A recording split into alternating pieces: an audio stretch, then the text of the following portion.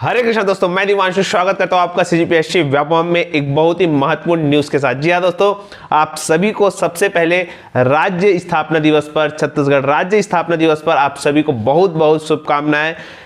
और आज हम बहुत ही महत्वपूर्ण न्यूज पर चर्चा करने वाले हैं, तो जल्दी से चलिए बिना किसी तरीके की वीडियो को स्टार्ट करते हैं। जिन्होंने इस चैनल को सब्सक्राइब नहीं किया जल्दी से जाए सब्सक्राइब करें।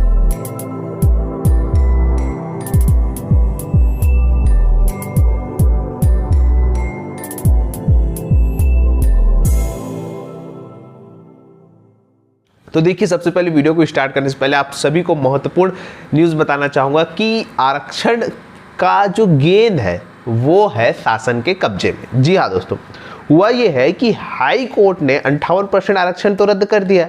अब उसको राज्य सरकार को कहा है कि भाई आप 50% या 50% से कम 50% तक आपको आरक्षण रोस्टर प्रणाली जारी करना है। अब आप देख लीजिए किस वर्ग को आप कितना देंगे, उस हिसाब से ये हाई कोर्ट ने छत्तीसगढ़ राज्य सरकार को बात कही है। इसी के चक्कर में सारा चीज बवाल जो हो रहा है वो इसी के कारण हो रहा है। अब बात करते हैं क्या है पूरा मामला। देखिए, तो जैसा कि आपके स्क्रीन पे शो हो रहा होगा, किस वर्ग को का आरक्षण कम किया जाए, कोर्ट ने सरकार पर छोड़ा निर्णय। आरक्षण को लेकर शासन ने जारी नहीं की अधिसूचना। छत्तीसगढ़ में 58% असंवैधानिक घोषित कर दिया गया। छत्तीसगढ़ राज्य में आरक्षण व्यवस्था के चलते प्रदेश में पीएससी से निचले स्तर तक सभी प्रकार की नियुक्तियां, इंटरव्यू, भर्तियां और प्रतियोगी परीक्षा स्थगित हो गई। उच्च न्यायालय के आदेश अनुसार राज्य सरकार को इस संबंध में निर्णय लेना है। अनिर्णय की स्थिति में प्रदेश में 65,000 लोग एसआई वाले रुक गए। व्यापम ने भर्ती परीक्षा नहीं ली। हजारों चतुर्थ श्रेणी के पद, लोक सेवा आयोग के पद, डाटा एंट्री ऑपरेटर, बिजली विभाग, पूरी की पूरी जो पदोन्नति, यहाँ तक पदोन्नति में आरक्षण के कारण रुकी हुई है, यहाँ पे बताया गया है।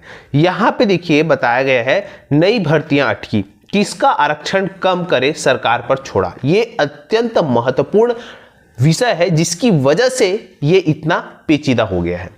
क्यों?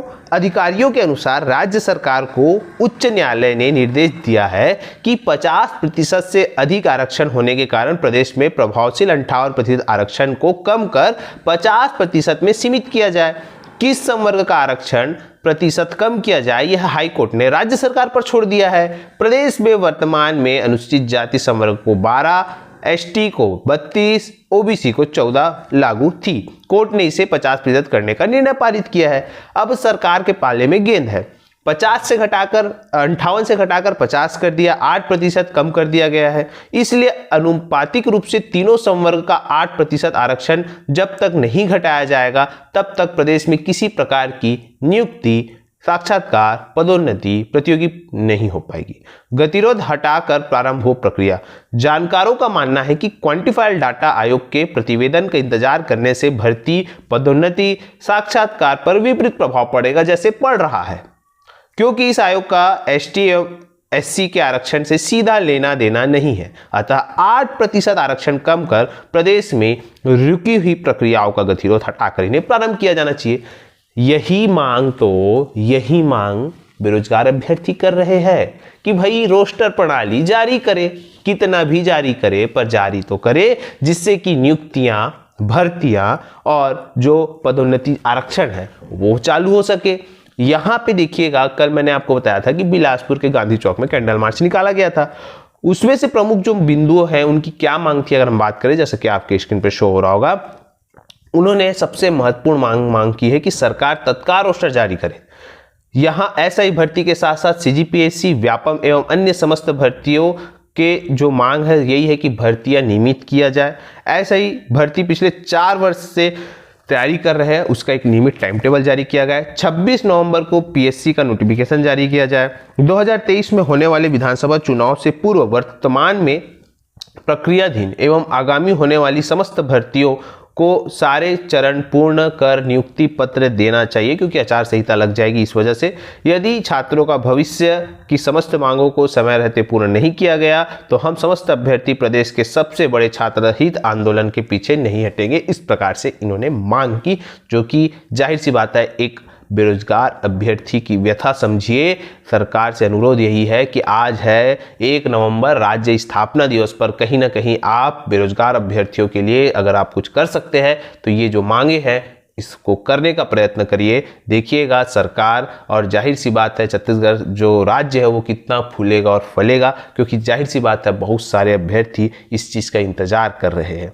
याद रखिएगा, आरक्षण का मामला और रोस्टर जारी करने की मांग को लेकर आज भी प्रदर्शन हो रहा है, जैसा कि आपके स्क्रीन पे शो हो रहा होगा। ये रायपुर में जो नगर निगम गार्डन है वहाँ पे प्रदर्शन होगा, उसके बाद राज्यपाल के बाद मुलाकात की जाएगी और ये जो बिंदु है उसको मांग किया जाएगा। तो ये पूरी प्रक्रियाएं कहीं ना कहीं चल रही है और शासन के ऊपर दबाव है। दबाव इसलिए है, पहले आप एक क्लिप देखिए, इससे आपको अंदाजा लग सकता है कि सरकार आगे फैसला क्यों नहीं कर पा रही है। पहले आप एक क्लिप देखिए। गंभीर रहती तो आज आदिवासी 32% आरक्षण में 12% कटौती नहीं होती। कहीं ना कहीं सरकार के जो मानसा नहीं है कि आदिवासी पक्ष में, तो आदिवासी समाज के जो प्रमुख जो याचिका करता है उनके पक्ष में अगर सरकार काम करे, और समाज यही भी चाहता है। आप लोग देख रहे हैं कि किस प्रकार से, देखिएगा, ये आदिवासी जो छात्र है वो कहीं ना कहीं 32% आरक्षण को लेकर कल जो है यहाँ पे धरना दिए, प्रदर्शन किए कि उनको 32% आरक्षण चाहिए ही चाहिए। इस वजह से सरकार बहुत ज़्यादा दबाव में है कि आखिर किसको कितना आरक्षण दिया जाए। ये था आरक्षण को 32% लेने के लिए आदिवासी जो युवक है, छात्र है, वो मांग कर रहे हैं कि उनको 32% आरक्षण चाहिए। अब सरकार करे तो क्या करे, अब 50% के अंदर देना है, किसको कितना दे, और इस वजह से सरकार कुछ निर्णय लेने में कतरा रही है, क्योंकि वो किसी भी वर्ग को निराश नहीं करना चाहती। इसी वजह से सरकार लगभग 1.5 महीना हो गए, अभी तक कोई भी जो निर्णय है आरक्षण के संबंध में जो लेना चाहिए था उन्होंने नहीं लिया।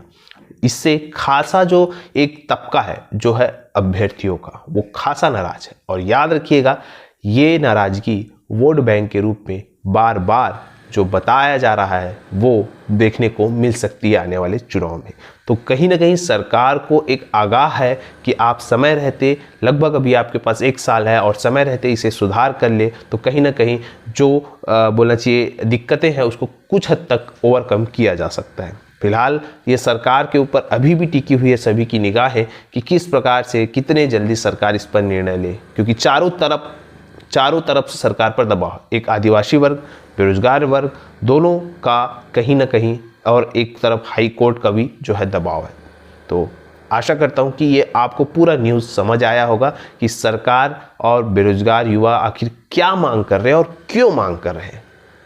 आखिर बेरोजगार करे तो करे क्या, नीचे कमेंट करके ज़रूर बताइएगा कि और किस प्रकार से सरकार को जगाने का प्रयास बेरोजगार कर सकते हैं। फिलहाल आज का वीडियो यहीं तक। आशा करता हूँ कि आपको वीडियो अच्छा लगा होगा। अगर वीडियो अच्छा लगा तो आप इसे ज़्यादा से ज़्यादा लोगों तक शेयर करें, ताकि ये पूरी बात सरकार समझ सके, सरकार के अधिकारी समझ सके और निर्णय जल्द दे सके। वीडियो देखने के लिए आप सभी का बहुत बहुत धन्यवाद।